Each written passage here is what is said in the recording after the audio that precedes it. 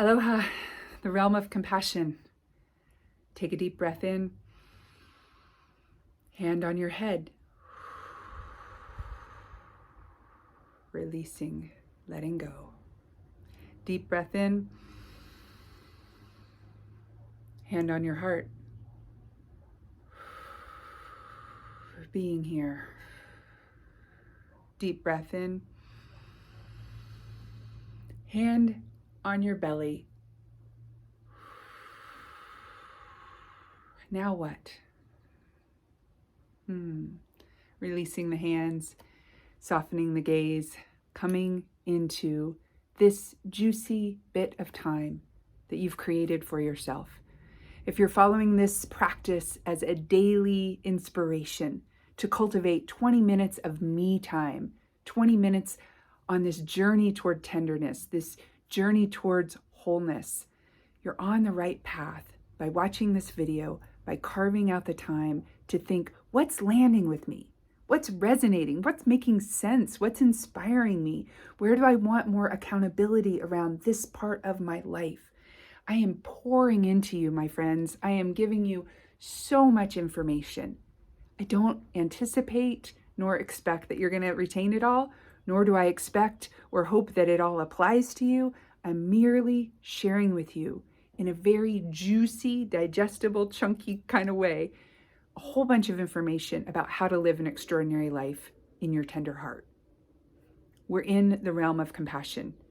We talked about clarity of mind, and this is the hand gesture for it. If you want to pretend like your fingers are like a comb, like a hairbrush or a comb. I don't brush my hair because it's curly hair, but like an energetic comb, I do this a lot. I take it up on my head and I love sound effects, so I bring them in a lot. You can do it with your other hand to clear out both hemispheres. Make sure you get it off your shoulders, off your back. You are energetically combing and creating clarity of mind.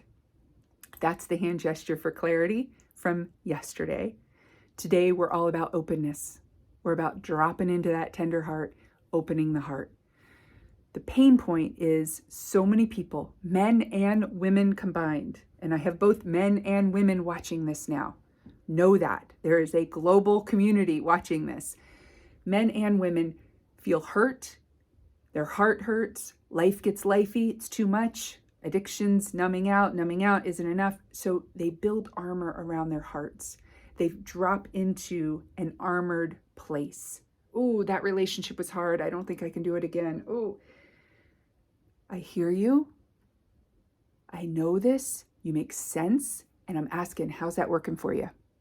How's it working to armor your heart, if indeed you're doing that? I'm not saying each person's doing that, but there have been times in my life where I've done that. And my experiences in this human condition, we go along, we open up, we fall in love, we do things, and then we get hurt. We fall in love with a job, we fall in love with a friendship, we fall in love with a sport or an activity, we fall in love with a beloved romantic partner. Something happens, and that experience does not live up to the expectations of the full throttle neurochemical cascade that got released when it started. Meaning the dopamine, the endorphins, the serotonin, all that feel-good juiciness that happens in our brains is not necessarily sustainable. So let's get a reality check here, right? How do we keep it real? Resourced, engaged, aware, and loving. We recognize we're not going to always feel, in love with life. And in those moments where it wanes, where it's less so, we drop in to an open heart.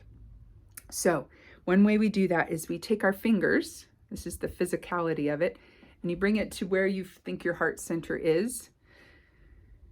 And then you slowly breathe and spread your fingers out as if, I don't know if you can see that, as if there's a flower blossoming.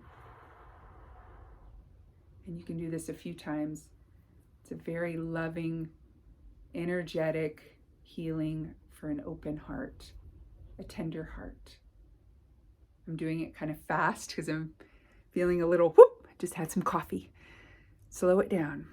Use your conscious will. Use your willpower in a way where you are harnessing the ability to discern, where do I want to go? I want to slow down. I want to drop into my heart.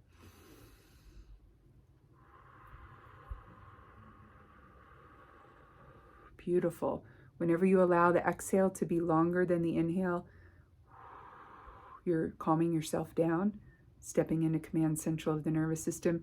And when you can synchronize that with spreading out the fingers on your heart, it's a beautiful practice.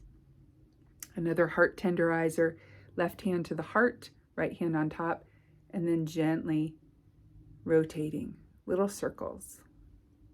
Hi there. Hello, tender heart. How are you? Let us dwell in gladness. Where is gladness today? A little more vibrant, not so shy, not so elusive. Hello, hello, hello.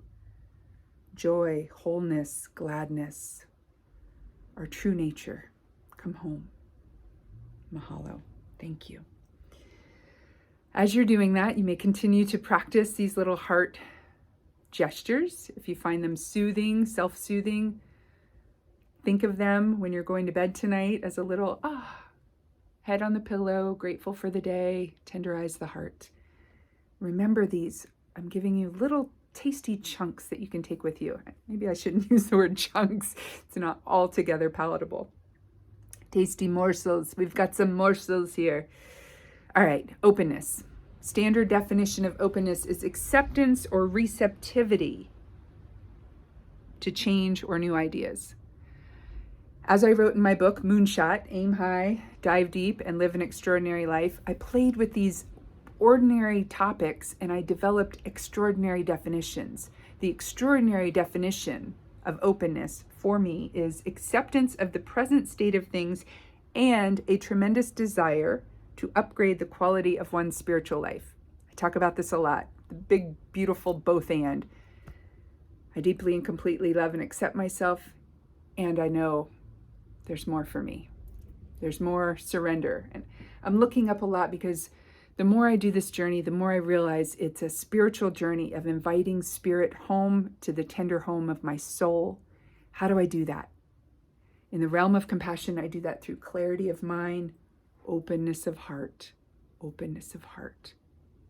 And there's a few more steps, which we'll be getting to in future days. The 21 days toward wholeness, toward gladness, toward joy, toward tenderness. So, openness. 3 basic ground rules, golden rules of openness.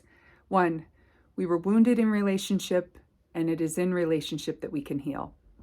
I pay tribute to Imago relationship theory. This is where I was trained by some masterful relational health coaches.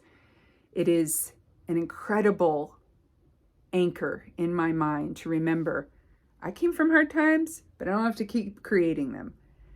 Even the hard times from last Monday. It doesn't always have to be childhood earlier than the age of 7. It can be, a few days ago I came from hard times.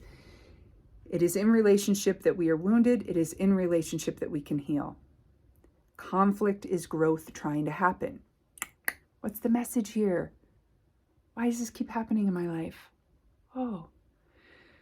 Here's the thing, folks. I used to spend a lot of time going, why is this happening? This used to always happen. Look at my jaw, feel my fists. I was striving for a better life, striving for a spiritual way of being, striving to get away from the strife and the conflict. But I just kept creating more strife. Release the pinch. Move the body. That's the second idea here. We're going to have to move.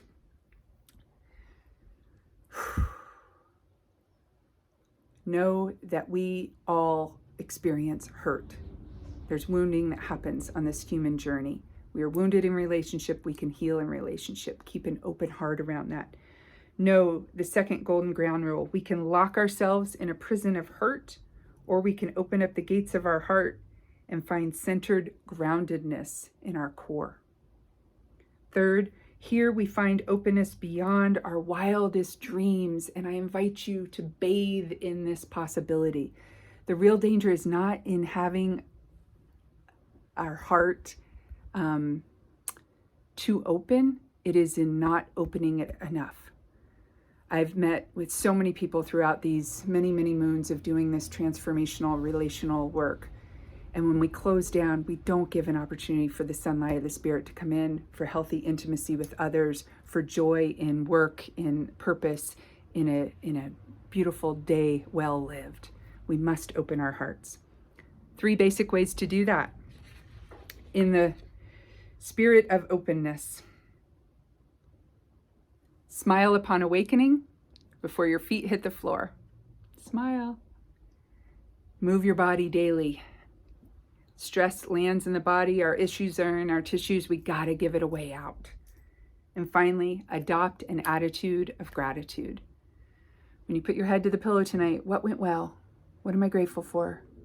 When you wake up in the morning, smile upon awakening. Even if you don't feel like there's anything to smile about, there are plenty of mornings I'm putting the pillow over the head, the rooster's too loud, the sun got up before I was ready for it, and yet I smile. I borrow this wholeheartedly from Thich Nhat Hanh, the Vietnamese Buddhist monk. He says, smile upon awakening. And what I've come to learn is it is that reminder of that neurochemical cascade of feel-good hormones, endorphins, neurotransmitters, all the science behind the spiritual knowings is starting to show up in all the latest neuroscience research. There's like backings for all this step we've known in the contemplative and spiritual world for a long time. I say we, I'm throwing myself in that collective. This whole process is about remembering. We are spiritual beings having a human experience. What does that look like today? I may not know, I may not understand why, but I can be wise. Smile upon awakening, act as if, clear away the discursive thoughts and open the heart. Dwell in the realm of compassion because you matter and every relationship in your life matters. Hand on the heart, hand on the belly. Power center, power up. You've got this. Take what you can use and leave the rest. Aloha and be well.